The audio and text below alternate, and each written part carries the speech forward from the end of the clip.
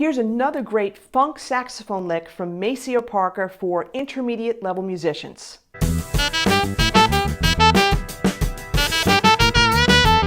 This comes from the funk tune Off the Hook. Now, we're going to be learning this funk saxophone lick by ear, and let's see if you can play it by the end of this video.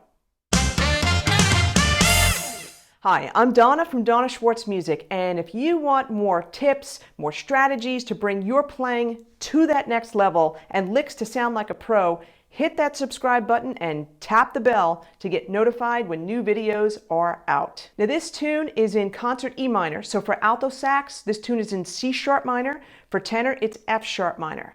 And the lick we're going to check out appears around 5 minutes 37 seconds into the video. Now that video link is also in the description below. Here's the lick.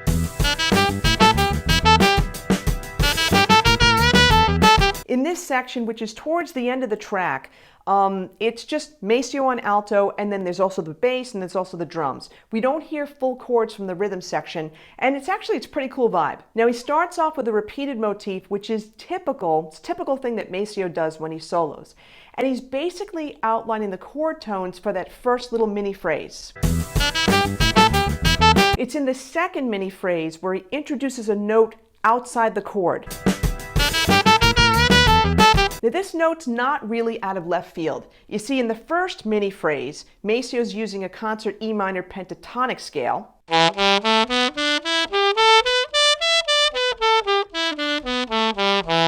But in the second mini phrase, he's using a concert E minor blues scale.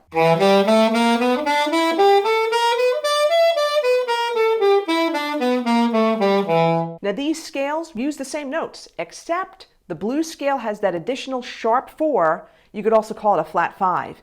And while he often uses these two types of scales when he improvises, please do not make the mistake in thinking that those are the only scales that you need to know. In previous videos where I showed you some licks from Candy Dulfer, she uses other scales like the Mixolydian mode when she's improvising. And honestly, even earlier on in this track, in Off the Hook, he's not just sticking to these two scale choices. Let's listen to this lick again and listen for that pentatonic and then that blues scale.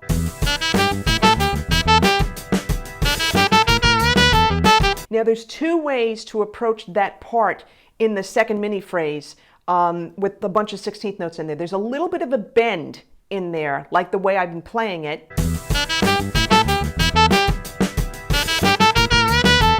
Or you can finger and play each note, which includes that blue note, that sharp 4 or flat 5, that note that's different from the minor pentatonic.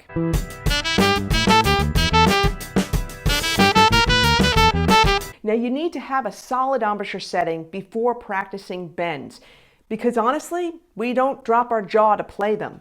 I covered this extensively in my Get a Killer Saxophone Tone course, where I cover how to get a full sound throughout the entire range of the horn, including the altissimo range. I also cover special effects, how to get low notes, and many other types of exercises you should be doing on a daily basis. There's a link in the description below as well. So play this lick with that extra note for now. It'll still sound great.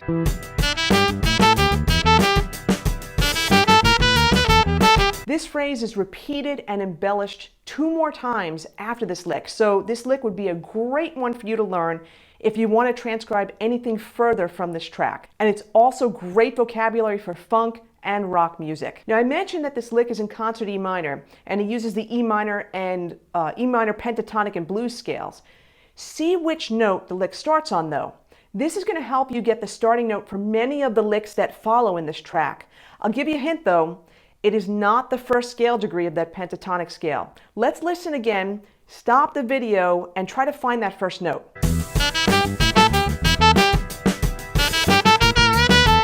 Did you find it? Did you notice it was the 7th scale degree and that it moves up from there? Okay, so now we're into the rhythms.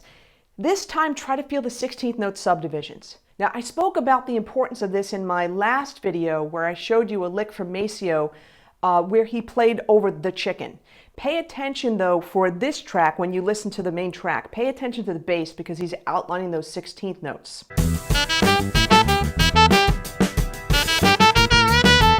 Were you able to feel those 16ths?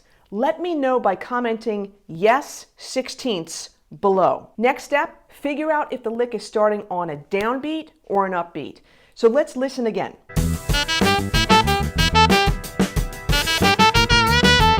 It's starting on an upbeat, and now we want to figure out if it's the upbeat of 1, beat 2, beat 3, or beat 4.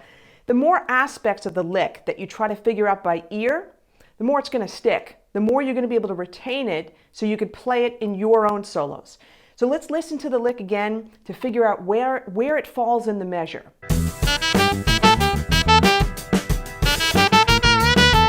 So it starts on the upbeat of beat 1.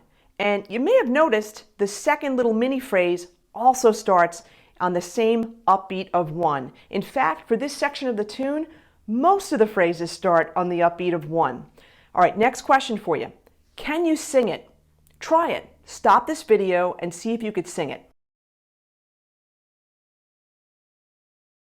If you're able to sing it, now you're ready to figure it out on your instrument. So stop the video again and start to work it out. Remember, it's in concert E minor. Here's the lick again.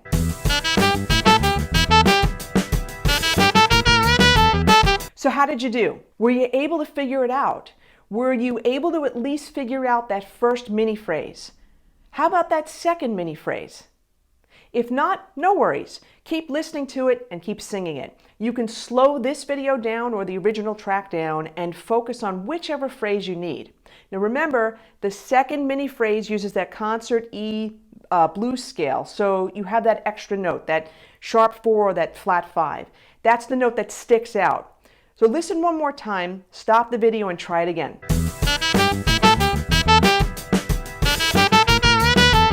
Now if you figured it out, awesome. Type "figured out" in the comments below. Here's the lick one more time.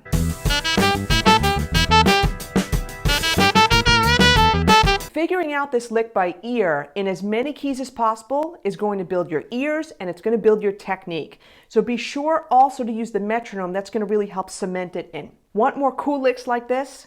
People that support my YouTube channel get access to many licks, PDFs, and lessons not seen anywhere else.